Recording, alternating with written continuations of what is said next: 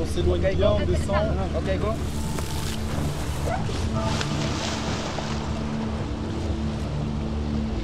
Wait 1 second. Okay, go. Go.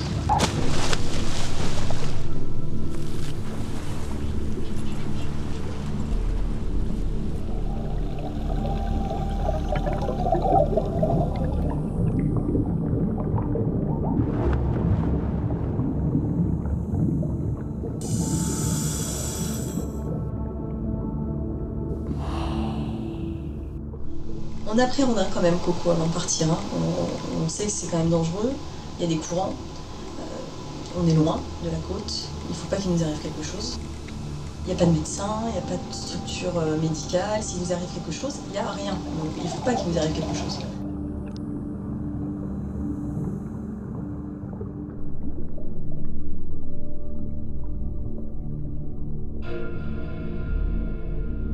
Il y a plein de paramètres qui peuvent effectivement être dangereux. On l'a dans un petit coin de notre tête, c'est ce qui fait qu'on garde des gestes...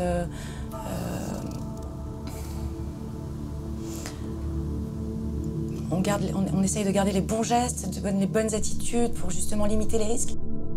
Mais dans tout sport, il y a un risque. Des accidents de plongeurs dévorés par les requins, mordus par des requins, etc., c'est excessivement rare. L'endroit est surnommé l'île aux requins. Un site unique au monde, au large du Costa Rica, en Amérique centrale. C'est là qu'un groupe de plongeurs venus de France a décidé de passer des vacances. Ils ne sont ni des aventuriers ni des professionnels, mais de simples amateurs, entraînés par leur passion au milieu de l'océan Pacifique, cernés par les requins.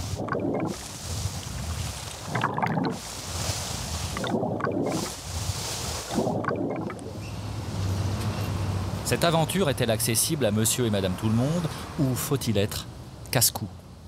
Cette interrogation a motivé notre première rencontre avec Laetitia, 32 ans, quelques jours avant son départ. Ça y est, Paris se réveille. Avant 8 h, il se passe rien. Et à partir de 8 h, ça commence à se densifier. C'est pour ça que je dis c'est un instrument de travail, la voiture. C'est mon bureau, en fait. Vous êtes dans mon bureau. Laetitia est commerciale.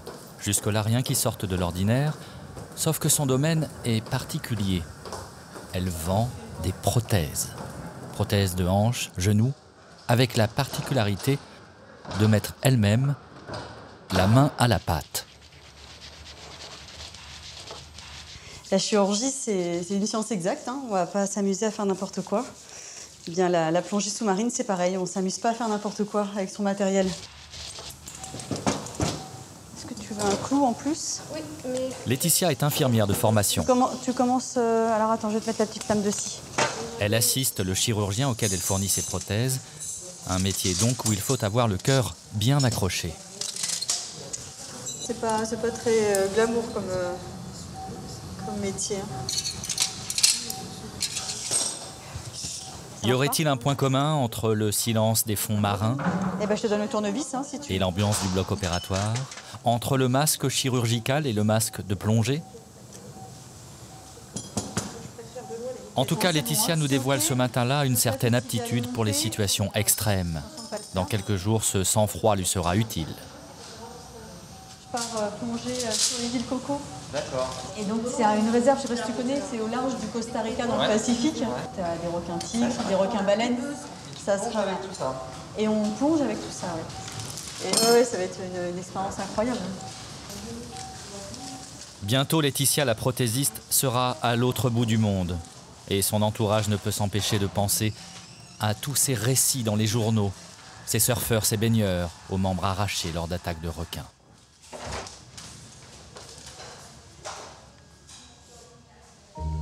Le monde que Laetitia va bientôt découvrir, le voici.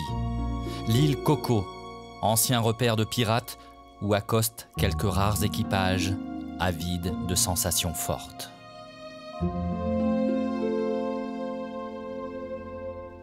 Donc tu peux essayer. Voilà, là donc tu mets ta palme. Vanessa est une autre candidate à ce périple. Voilà. Donc après, voilà. Donc tu as juste à clipser ici. 1, 2. Quelques jours avant le départ, nous l'avons rencontrée en plein essayage. Ouais, sous une semaine, on peut les avoir. Ça risque d'être compliqué. Oui. Je pense que je serai déjà dans l'avion. Tu pars quand? Je pars le 5, je pars là bientôt, dans moins d'une semaine. Vanessa a connu son baptême de plongée il y a 2 ans seulement. C'est la moins expérimentée du groupe. Et sa dernière sortie en Méditerranée s'était mal passée. Et au niveau du problème qui vous est arrivé, c'est quoi exactement vous avez fait? Qu'est-ce qui s'est passé? La combi n'allait pas, elle était trop petite? Trop serrée, trop petite, ça m'a oppressée. Bon, donc c'était vraiment une erreur de taille au départ. Certainement, ouais. Sur l'île Coco, Vanessa ne pourra s'autoriser une nouvelle crise de panique, redoutée par tous les plongeurs. Voilà, excellente journée, je vous souhaite de bonnes vacances. À bientôt. Merci, au revoir. Elle espère de tout cœur que sa récente angoisse d'essoufflement n'était qu'une question de matériel. Quelques jours plus tard, il est 6 h du matin. C'est le grand départ. Oui, c'est pour moi. Cela fait 1 an que Vanessa attend ce moment. C'est voici, vous? L'excitation du départ a bien failli lui jouer un mauvais tour. Pas tout à fait réveillée, effectivement. J'ai eu un petit problème de réveil ce matin. Bon, l'essentiel, c'est de ne pas rater l'avion. C'est le plus audacieux des séjours de plongée auxquels elle participe. Vanessa travaille dans une imprimerie. Elle consacre toutes ses économies à sa passion. 5 000 € pour ce voyage qui sera loin d'être de tout repos. Je vais me laisser porter par l'avion, le bateau. 36 heures de bateau. Je sais pas ce que ça va donner, mais ils approchent les requins. Ils approchent.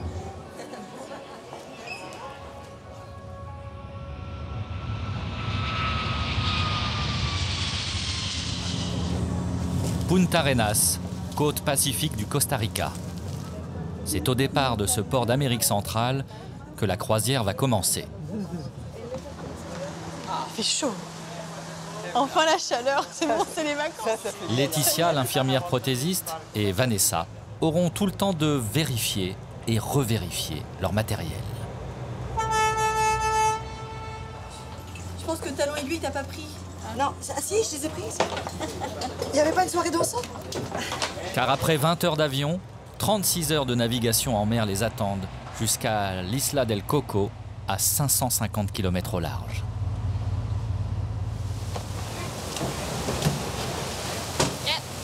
Venus de France, ils sont une dizaine. D'autres viennent d'Allemagne, du Canada, du Brésil. Ces fous de plongée vont passer 10 jours à bord. Donc je prends celui du haut, ça te va?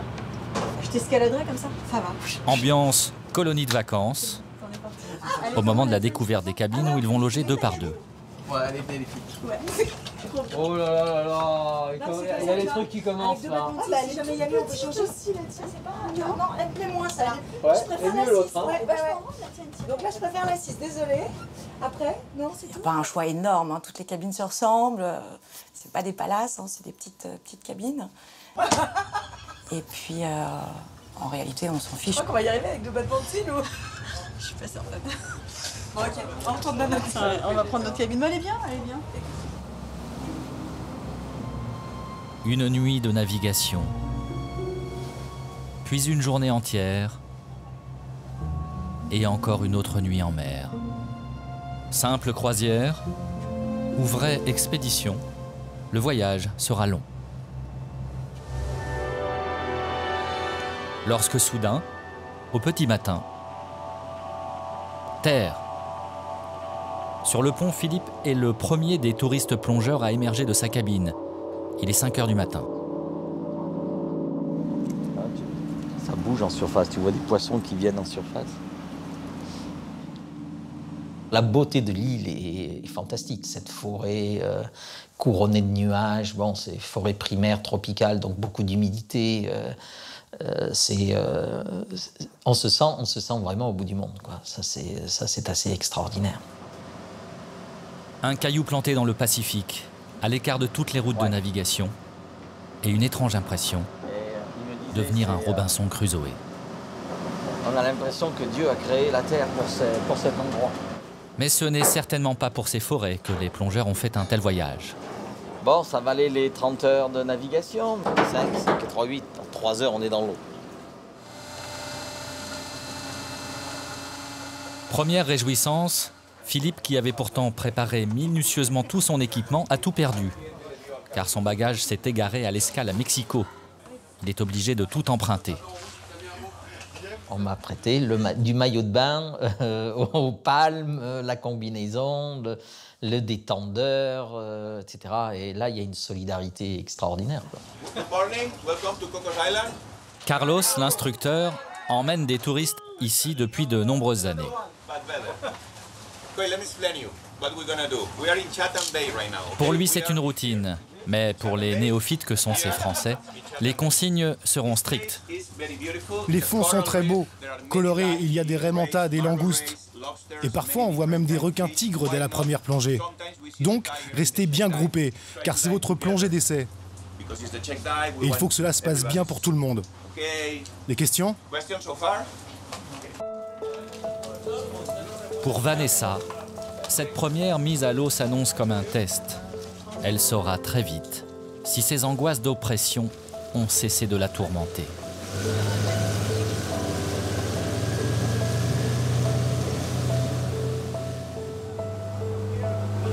In that direction. In this way, with the shoulder, you on your right shoulder. And with the rock on your right shoulder. Une fois que vous êtes en bas, vous m'attendez. Wait for me down Et there. ensuite, on y va ensemble. Au moment de la première bascule arrière, même les plongeurs confirmés avoueront une certaine appréhension. Tout ce qu'on s'est imaginé de Coco, tout ce qu'on s'est dit, ah, ça peut être dangereux, ça peut être, il y a des courants, il y a les requins, tout est là. Et vous faites votre bascule arrière avec tout ça en disant, qu'est-ce que je vais voir en dessous ?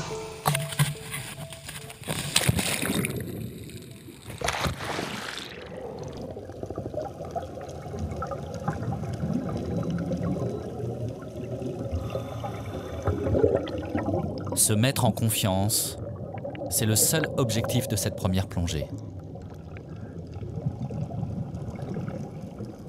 Une dizaine de mètres de descente à la verticale, avec un premier enjeu, trouver le point d'équilibre. Se mettre en état d'apesanteur.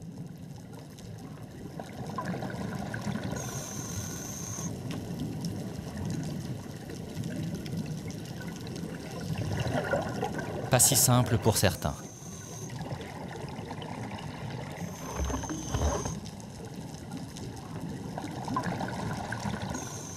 Mais très vite, la magie va s'installer.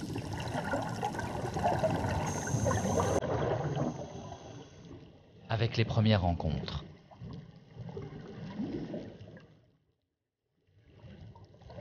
Raie marbrée.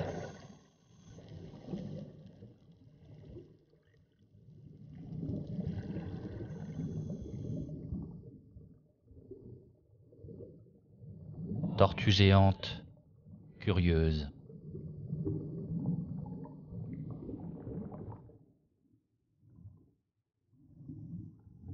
Poisson trompette.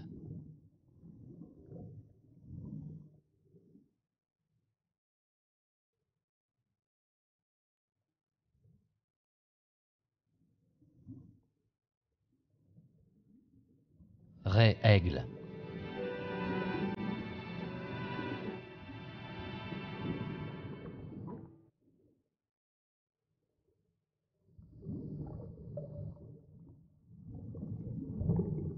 Et même, déjà, un premier face-à-face imprévu avec ce requin des Galapagos, sa taille, 2,50 m environ.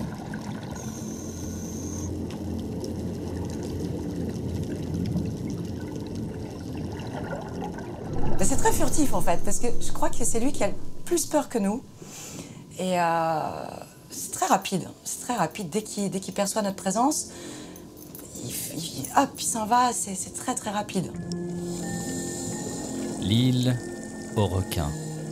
Dès ce premier jour, les plongeurs venus de France mesurent à quel point cette île du Pacifique mérite son surnom. 2 nouvelles rencontres. 2 requins pointe blanche, inoffensifs. et dérangés dans leur sieste.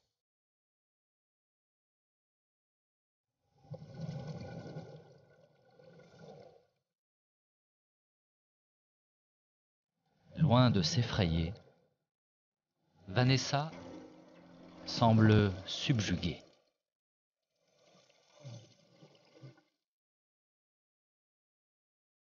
C'est magique. De toute façon, je ne me sens pas effrayée du tout. Je suis en retrait, je suis pas seule de toute façon, je suis avec le groupe. Et voilà, j'ai pas du tout envie que cette plongée s'arrête.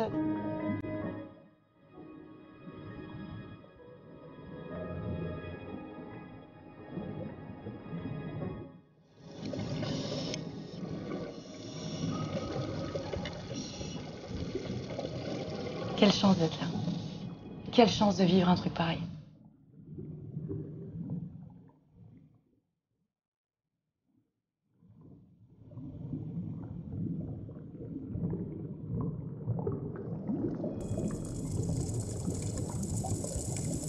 Puis vient le moment de la remontée. Pour éviter les accidents de décompression, les plongeurs doivent respecter un ou plusieurs arrêts prolongés à différentes profondeurs. Pour cette première plongée, un palier de 3 minutes, à moins 6 mètres.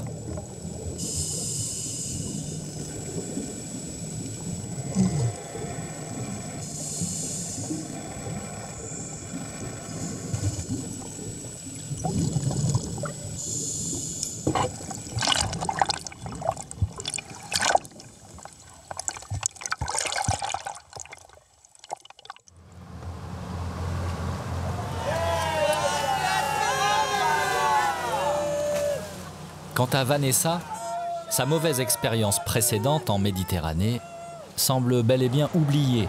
En sortant de l'eau, elle ne remonte pas sur un bateau, mais directement sur un petit nuage. Alors, c'est cool. C'est top. Ça promet. Oh la vache.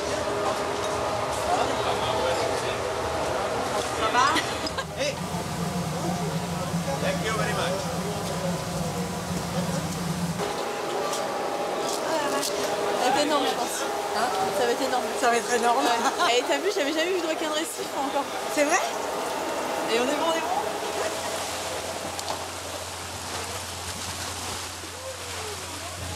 Et moi, j'en ai fait inventer un. Ouais, c'est pas ça qu'on voyait.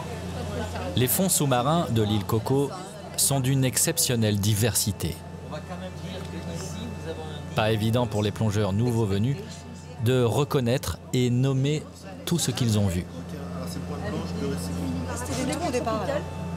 Plus de 300 espèces de poissons tropicaux peuplent les abords de l'île. Mais moi le thon pour moi il était plus, tu vois, c'était plus comme ça. Tu peux le voir par rapport à ça. Quand tu En regardes, fait, c'est je la les ai pas même vus, chose. j'ai regardé avec la tête. Pendant 10 jours, la vie à bord sera dense mais simple, réglée comme du papier à musique. 3 plongées par jour, entrecoupées par des repos et des repas. C'est le dîner. Le rythme d'un plongeur, c'est plonger, manger, dormir. Voilà. Plonger, manger, dormir. Tacos. Ah, black beans. Tacos. Ceux qui, comme Laetitia, ont déjà participé à de tels séjours, savent bien tout l'intérêt qu'il y a à être, bien sûr, dans les petits papiers des cuisiniers. C'est impressionnant, hein? Ouais, c'est génial. Ah, mais tu t'attrapes un coup de chaud là-bas, en bas?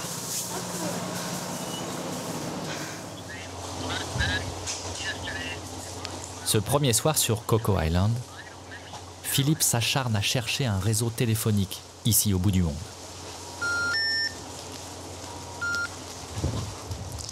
Bon, il n'y a pas de réseau là ou quoi? Sa persévérance finira par payer. I'm Philippe Grenouillet. My bag was lost in Mexico and was supposed to arrive yesterday evening. L'occasion de partir à la recherche de ses bagages.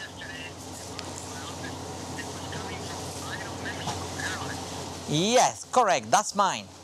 Excellent. Philippe a retrouvé son équipement de plongée, Sauf que personne ne viendra lui apporter jusqu'ici, à 550 km des côtes.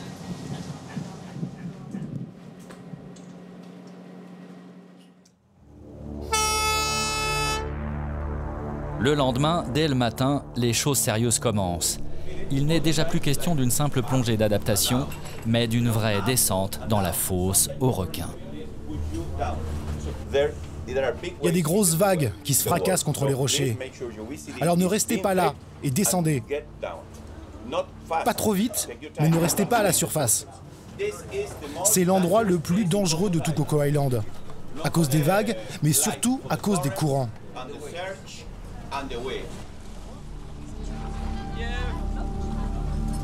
Les eaux autour de l'île Coco sont une immense réserve naturelle classée par l'UNESCO. L'un des rares endroits au monde où les requins sont protégés. À quelques mètres du rivage cohabitent au moins 5 espèces de grands prédateurs.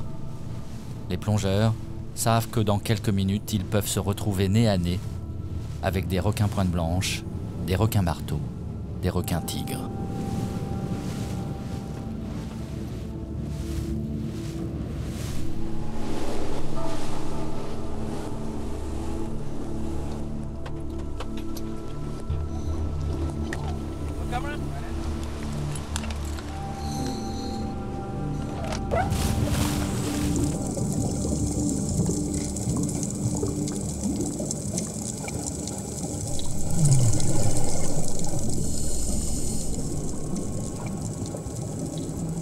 À cet endroit, les courants sont si puissants qu'ils pourraient, si les plongeurs ne cédaient pas du filin, les emporter au loin, vers le bleu infini.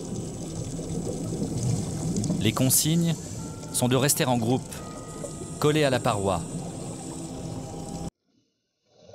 et d'attendre que le spectacle commence.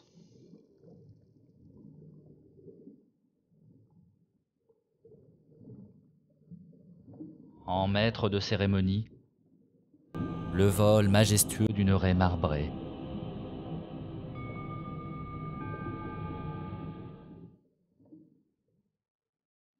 Qui annonce, surgit de nulle part, le premier requin marteau. Tout d'un coup, il y en a un qui se rapproche, qui vient tourner autour, puis qui repart. Et là, c'est juste le bonheur, quoi. Ce n'était qu'un éclaireur. Il est rejoint par d'autres squales. Combien sont-ils ?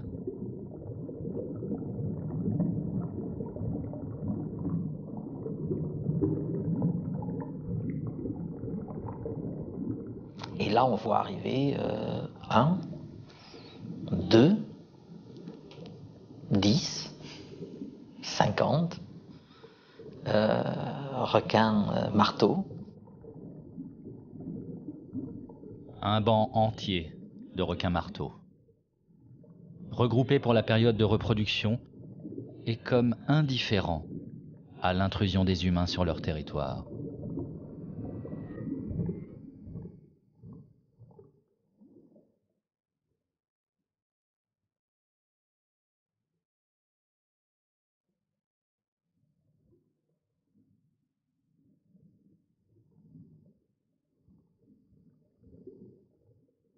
C'est un défilé. C'est un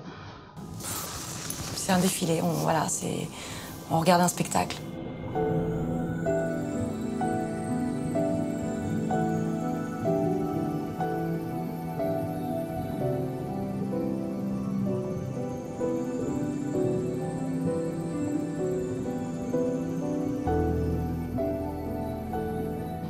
C'est une grande joie. C'est une grande joie, c'est beaucoup d'émotions, c'est la chance de pouvoir en voir. Il y a des plongeurs qui en verront jamais de leur vie. C'est la possibilité de les observer, de les voir évoluer, de les voir en groupe, en banc, des bancs de centaines de marteaux qui défilent devant vous, au-dessus de vous. Et là, vous dites, j'y suis, je suis là, j'en fais partie, je suis avec eux, je les vois évoluer dans leur milieu naturel.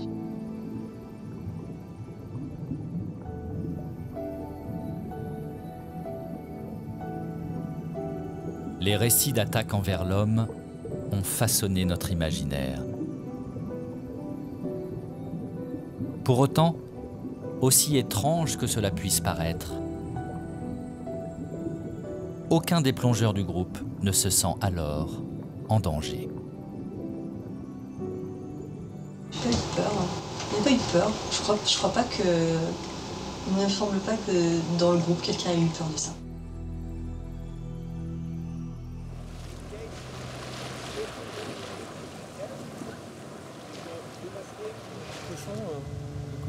Ces touristes viennent ici assouvir leur passion. Avant eux, autrefois, seuls les explorateurs posaient le pied sur cette île déserte de 7 km de long et 3,5 de large.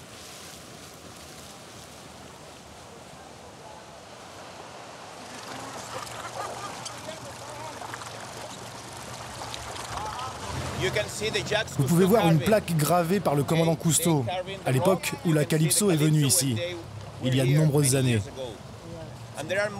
Et aussi vous verrez des vestiges, des traces laissées par des pirates et des pêcheurs du temps jadis.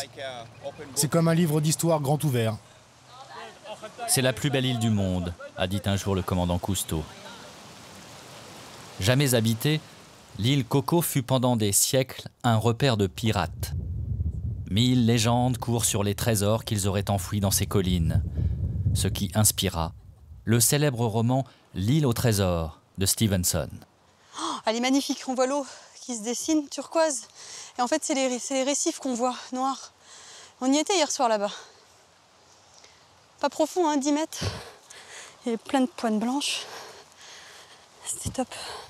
Là, c'est vraiment tropical, dense, humide. C'est chargé de... On sent, il y a des odeurs de terre humide. C'est sauvage, c'est hostile. On ne se verrait pas vivre sur cette île tout seul. Mais bon, c'est balisé. Hein. Oh, c'est beau. Puis cette île, on a l'impression préhistorique, on a l'impression qu'il y a des animaux préhistoriques qui vont en sortir. C'est une végétation hallucinante sur les flancs, enfin sur le... Partout, il n'y a pas un brin de terre, on ne voit pas un brin de terre, c'est vert, c'est uniquement vert. Voilà, il y a des oiseaux qui tournent, des oiseaux qu'on n'a jamais vus, des trucs immenses, enfin c'est... Voilà, c'est préhistorique. Est-il nécessaire d'être un plongeur surentraîné pour s'aventurer jusqu'ici? Pas sûr. Ouais, c'est ici la plus belle vue. Philippe, lui, a commencé la plongée à l'âge de 45 ans, bien sonné.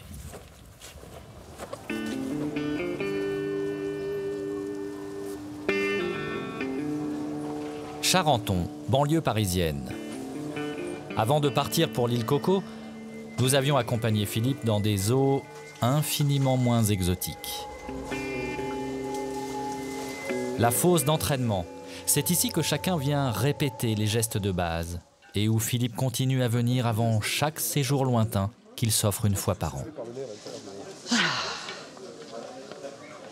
J'ai pas plongé, ça fait pratiquement 1 an.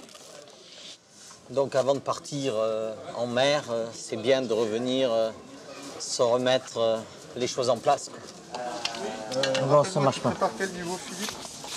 Jean-Marc, c'est le moniteur.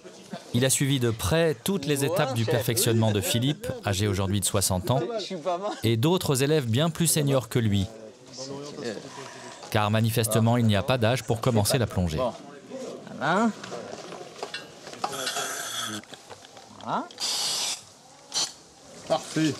J'ai commencé il y a une quinzaine d'années, donc Jean-Marc dirait oui, sur le tard.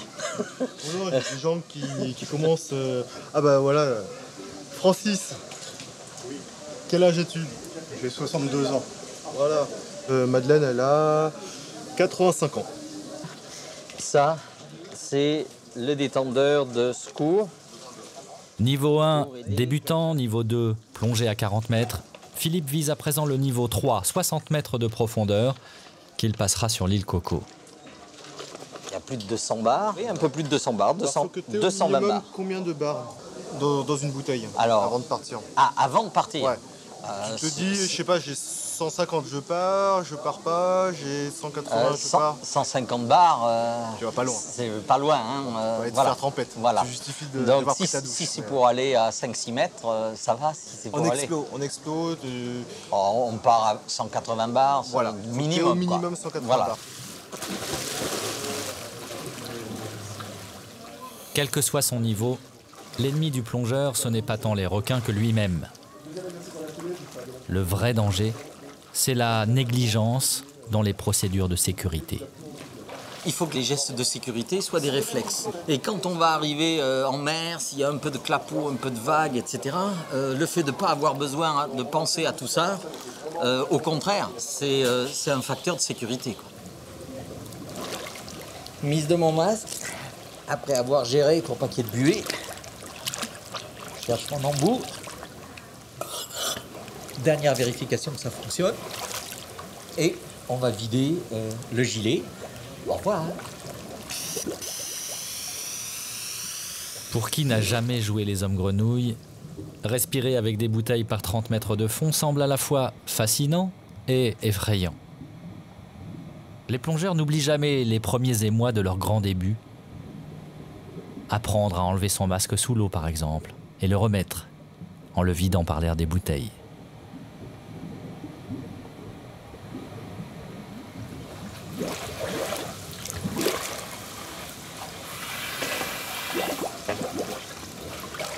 Ok, super. Bon bah très bien. Ça allait l'exercice de... Une super remontée assistée. Ça a été très bien.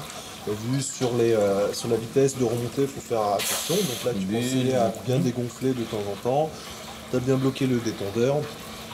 Donc super. Bon. Une fois sur l'île Coco, les réflexes acquis par les plongeurs seront leurs meilleurs alliés. Car ici, le respect des procédures de sécurité est essentiel. Ce que redoute Carlos, l'instructeur, c'est la puissance des courants marins. Il y a seulement 2 endroits sur l'île où nous avons des filins pour descendre. Ailleurs, il n'y a rien. Vous sautez, c'est le grand bleu. Rien pour s'accrocher. Donc si vous avez à faire un palier de décompression, par exemple, à 6 mètres, pendant 6 minutes, vous pouvez tout de suite me donner votre passeport parce qu'avant la fin du palier, vous serez déjà rendu aux îles Fidji ou aux Galapagos. Et le pire, c'est d'essayer de suivre le requin-marteau. Faut surtout pas le faire. Vous devez absolument rester groupé. Vous ne bougez pas, vous retenez votre bulle et vous attendez. Vous faites juste des photos et tout ira bien. Et 27,7. Le mélange que respirent les plongeurs est un air enrichi en oxygène, le nitrox. Avant chaque plongée, il faut vérifier sa composition qui déterminera la profondeur à ne pas dépasser. On ne respire pas de l'air. On respire un air enrichi en oxygène. Donc on ne peut pas aller aussi profond qu'avec de l'air. Donc on a une petite table pour nous aider pour trouver la bonne profondeur. Ça fait 36 mètres. L'avantage, c'est qu'on est moins fatigué parce qu'on a plus d'oxygène, on sature moins d'azote, donc voilà. Non, c'est bien, c'est bien.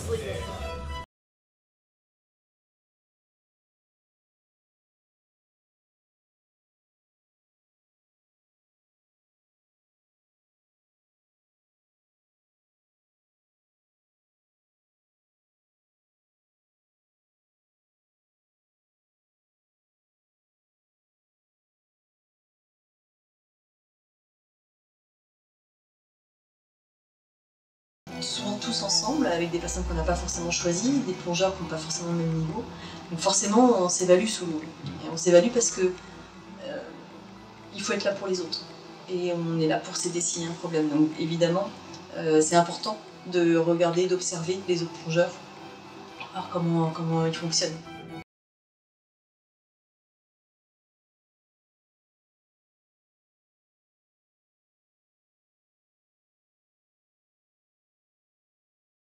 Courant intense.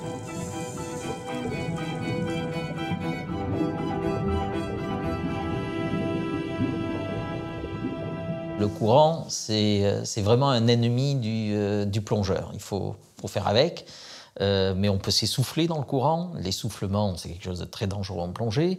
Donc, ils nous ont distribué des GPS pour qu'on déclenche si on est pris dans le courant, pour nous retrouver. On peut partir très vite, très loin.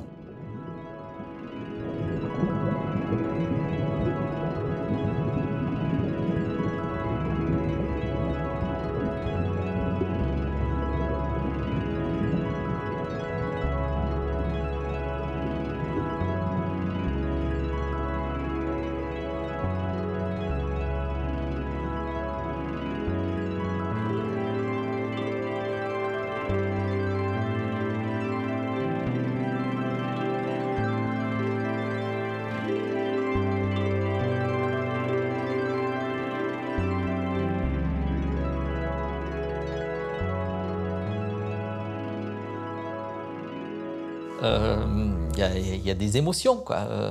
Il y a une copine de plongée, j'étais en binôme, on regardait des requins marteaux et à un moment donné, elle m'a pris la main et elle a serré très fort. Et je me suis dit, tiens, il y a quelque chose qui ne va pas.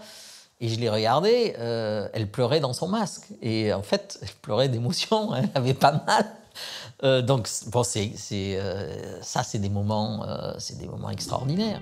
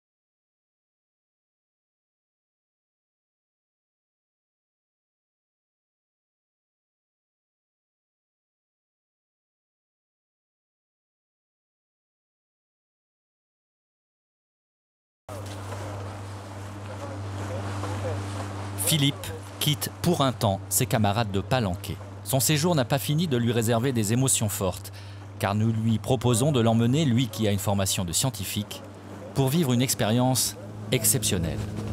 Ça se mérite, hein? Ça se mérite. J'espère que ça sera plus sec dedans. Nous avons rendez-vous avec l'équipage d'un mini sous-marin d'exploration océanographique. Quelques jours par an, l'engin fait escale ici, sur l'île Coco. L'occasion pour Philippe de vivre un voyage dans les abysses sans combinaison ni bouteille. So exciting. 100 northeast. Okay, 100 northeast, you said. Copy that.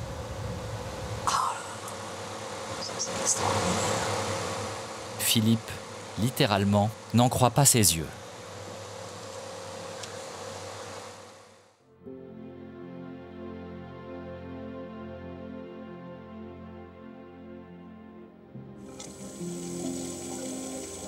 Pendant toute la descente, on a ce dôme et même sous les pieds, on voit la mer quasiment à 360 degrés.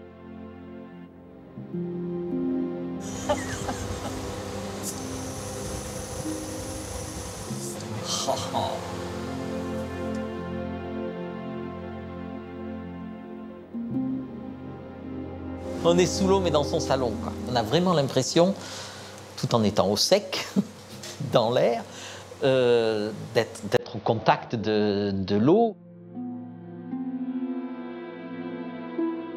On peut descendre dans un banc de poissons si le pilote fait bien attention et descend tout doucement.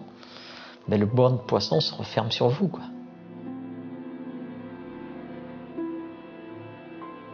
L'ivresse des profondeurs. À 100 mètres sous les mers, devenu un aquarium géant, aux 1000 nuances de bleu.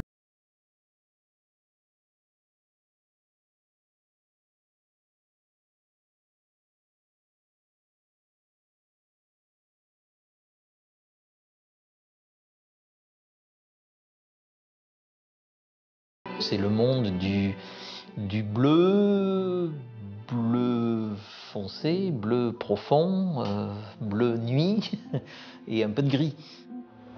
Might be nice. 0.18. Temperature is at 26, humidity is 58.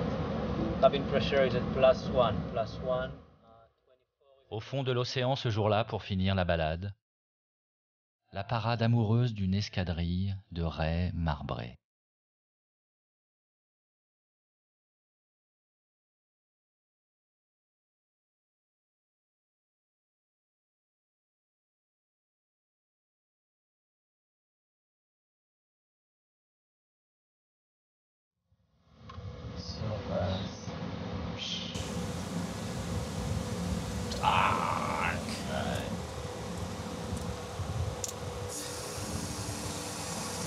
Fabuleux.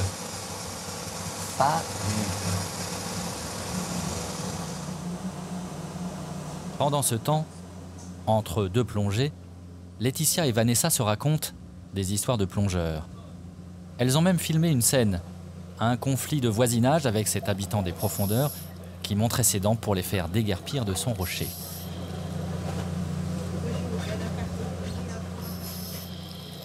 Tu vois le truc qui commence à grignoter les doigts, tu fais bon, tu dégages quoi. Tu fais il va partir, mais pas du tout, il part pas. Non, il tourne autour. Bah, tu fais attends, arrête, t'as vu la taille que je fais, t'as vu comme t'es grand quoi. Enfin, c'est à moi que t'en veux, tu vois. Et à un moment, j'étais là avec le poisson, j'étais là, vas-y. T'étais avec ta caméra, tu veux la bagarre ou quoi. Il était là devant moi. Tu veux. Avec les dents.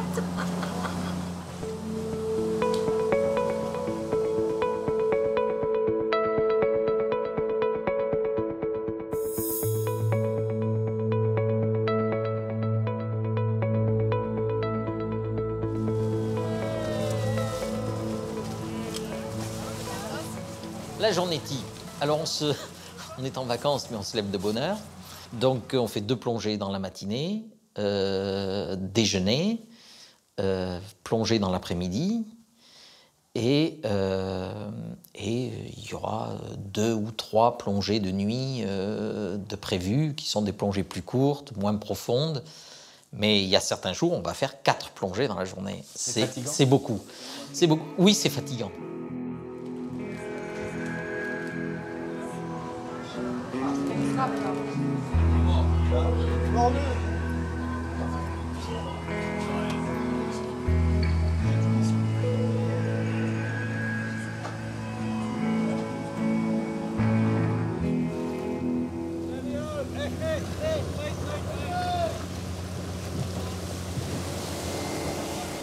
Le soir venu, le groupe embarque pour l'exercice le plus délicat du séjour,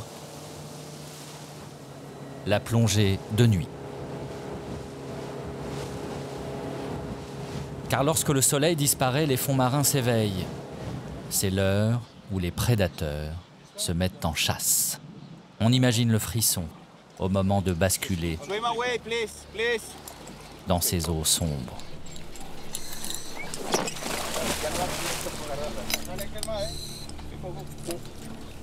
La première plongée de nuit, elle est stressante. Ouais. Elle est stressante parce que les consignes, c'est vous restez en binôme, jamais rester seul, vous remontez avec votre binôme, vous restez pas en surface tout seul, parce que les requins attaquent.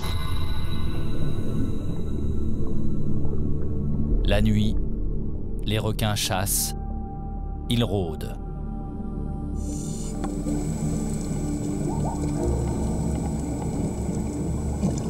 L'instructeur a prévenu les plongeurs qu'il leur faudrait du cran. Resté à la surface, Carlos ne semble pas inquiet. Il en a vu d'autres.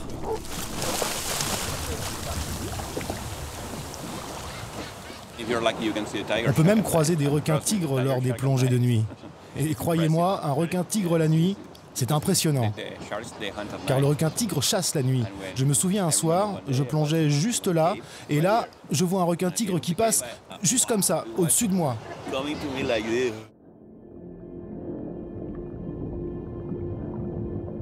Ce soir-là, pas de requin tigre. Mais de jeunes requins pointe blanche par dizaines. Rendus hystériques par le faisceau des lampes, ils frôlent les plongeurs en fonçant sur leur proie. Que ressent-on devant un tel spectacle, en pleine nuit, par 20 mètres de fond? La nuit, c'est infernal. Ils sont complètement agités, ils chassent, ils attaquent, ils vous passent entre les jambes. C'est impressionnant. Pour autant, aucun plongeur n'est visé. Laetitia, Vanessa, Philippe et les autres forment un groupe qui impressionne la faune sous-marine. Et surtout, la matière de leur combinaison de plongée déroute l'odorat hypersensible des squales.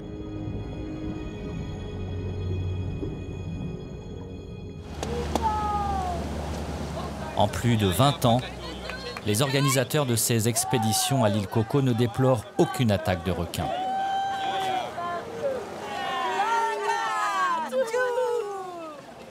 J'appréhende toujours la plongée de nuit, j'ai peur. Et en fait, je suis ravie après. Je suis ravie de l'avoir fait. Ah, c'était top.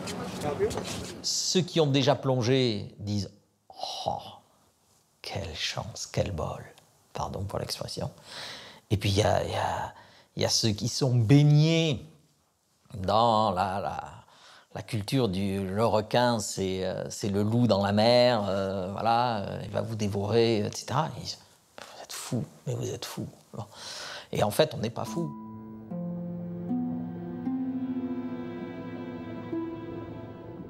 Ils ne sont pas fous, et pour rien au monde, ils n'auraient voulu se passer du clou du spectacle, la rencontre qu'ils attendaient avec le géant des mers, le requin-baleine.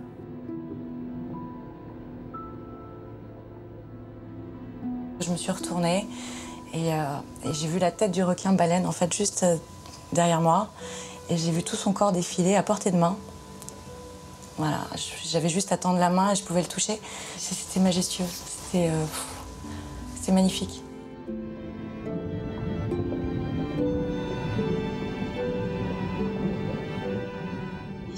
C'est serein, c'est calme, c'est zen, ça se déplace avec grâce. On n'a qu'une envie, c'est de partir nager à côté. Le requin-baleine peut mesurer plus de 10 mètres de longueur et peser plus de 20 tonnes. C'est le plus grand poisson de la planète. Emporté par l'émotion, certains plongeurs l'auraient bien suivi vers les grandes profondeurs.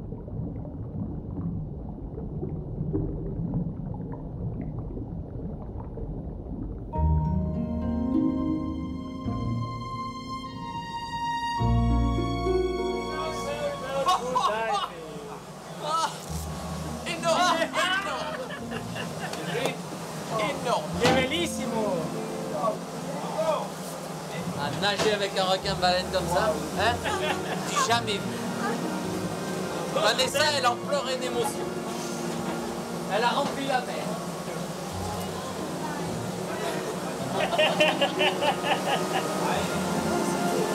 C'est la plus belle plongée de ma vie. Ouais. T'en pleures, Poulette.